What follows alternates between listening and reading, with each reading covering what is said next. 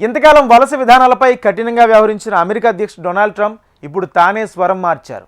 దేశంలో భారీ పరిశ్రమలు, కంప్యూటర్ చిప్ ఫ్యాక్టరీల స్థాపన, ఆర్థిక వృద్ధికి అధిక నైపుణ్యం కలిగిన విదేశీ ఉద్యోగులు తప్పనిసరైన ఆయన అంగీకరించారు.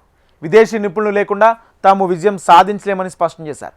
అలాగే H1B వీసా కార్యక్రమాన్ని సమర్థించారు.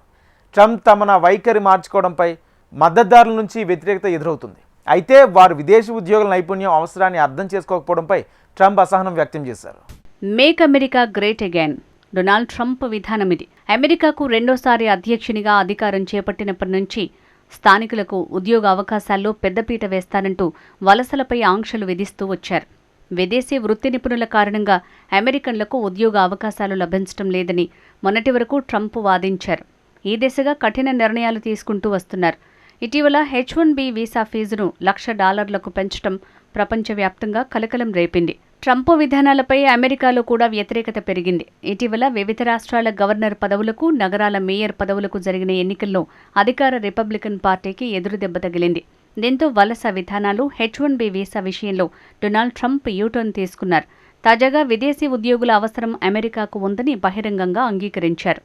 అయితే డొనాల్డ్ ట్రంప్ స్వరంలో మార్పు రావటాన్ని make America great again MAGA మద్దతుదారులు జీర్ణించుకోలేకపోతున్నారు. తాజాగా అమెరికా సౌదీ పెట్టుబడుల ఫోరంలో మాట్లాడుతూ H1B వీసా ఉద్యోగులను ఉద్దేశించి కీలక వ్యాఖ్యలు చేశారు. అమెరికాలో చాలా పెద్ద సంఖ్యలో ప్లాంట్లను నిర్మించనున్నట్టు తెలిపారు. ఇవి దేశ అభివృద్ధికి దోహదపడతాయన్నారు. ఈ ప్లాంట్లలో పనిచేసేందుకు నైపుణ్యం కలిగిన విదేశీయులను తీసుకురావాల్సి ఉంటుందన్నారు. $1 బిలియన్ కొద్దీ పెట్టుబడులు పెట్టేవారిని అనుమతించకపోతే తాము విజయం సాధించలేమని ట్రంప్ వ్యాఖ్యానించారు. విదేశీ ఉద్యోగులు అమెరికన్లకు నైపుణ్యాలు నేర్పించి తిరిగి స్వదేశాలకు వెళ్లొచ్చన్నారు. యుఎస్లో అధిక నైపుణ్యం కలిగిన విదేశీ ఉద్యోగుల అవసరం ఉందని వ్యాఖ్యానించారు. ఇది మాగా సభ్యులకు అర్థం కాలేదంటూ అసహనం వ్యక్తం చేశారు. And think you're going to hire people off an unemployment line to run it. They're going to have to bring thousands of people with them, and I'm going to welcome those people. Now, I love my conservative friends. I love MAGA, but this is MAGA. And those people are going to teach our people how to make computer chips, and in a short period of time, our people are going to be doing great, and those people can go home. You know, the people that are against this are really, really smart.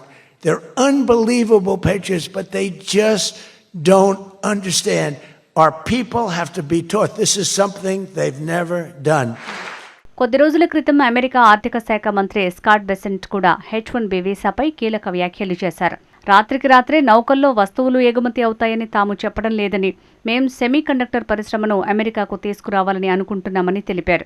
ఆరిజోనాలో అందుకు తగ్గ సౌకర్యాలు ఉంటాయని, అందుకు America కార్మికులు శిక్షణ ఇవ్వటానికి కొన్నేళ్ల క్రితం విదేశీ శ్రామిక శక్తిని రప్పించడమే అధ్యక్షుడి ఉద్దేశమని తాను భావిస్తున్నట్లు పేర్కొన్నారు.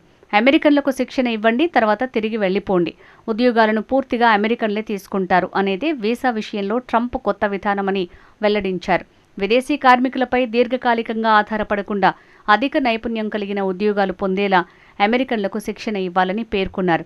మొత్తానికి తమకు అవసరం ఉన్నంతవరకే విదేశీ నిపుణులు అని చెప్పకనే చెప్తోంది ట్రంప్ ప్రభుత్వం.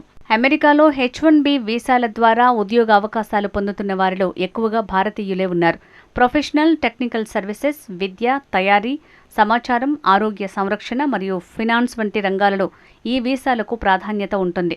ఎంతోమంది భారతీయ విద్యార్థులు అగ్రరాజ్యంలో విద్య, ఉద్యోగ అవకాశాల కోసం ప్రయత్నిస్తున్నారు. అయితే కొంతకాలంగా అధ్యక్షుడు డొనాల్డ్ ట్రంప్ అవలంబిస్తున్న విధానాల కారణంగా భారత ఐటీ కంపెనీలకు, ఐటీ నిపుణులకు భారీ ఎదురు దెబ్బ తగిలింది. 2025 ఆర్థిక సంవత్సరంలో H1B వీసా దరఖాస్తులను భారతీయ కంపెనీలు గణనీయంగా తగ్గించేశాయి.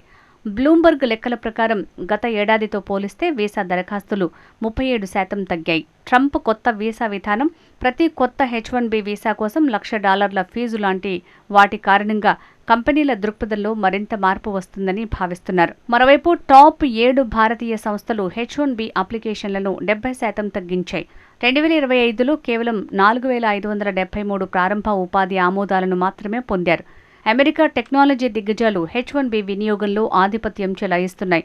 USCIS డేటా, NFAP విశ్లేషణ ప్రకారం అమెజాన్ 4,644 ఉద్యోగ అవకాశాలు ఇస్తూ టాప్లో ఉండగా, మెటా 1555, మైక్రోసాఫ్ట్ 1394, గూగుల్ 1050 అవకాశాలతో తర్వాతి స్థానాల్లో ఉన్నాయి. యాపిల్ 6వ స్థానంలో నిలిచింది. 4 అమెరికన్ టెక్ కంపెనీలు తొలి 4 స్థానాలను ఆక్రమించడం ఇదే మొదటిసారి. టాటా కన్సల్టెన్సీ సర్వీసెస్ మొత్తం మీద 5వ స్థానంలో నిలిచింది. కానీ ఎల్టీఐ మైండ్ ట్రీ 20వ స్థానం, హెచ్సిఎల్ అమెరికా 21వ స్థానంలో నిలిచాయి. ఇవి టాప్ 25లో చోటు దక్కించుకోలేకపోయాయి. ఈ పరిణామం అంతిమంగా అమెరికా ఉద్యోగులను నియామకాలకు అవకాశాలను కల్పిస్తోంది.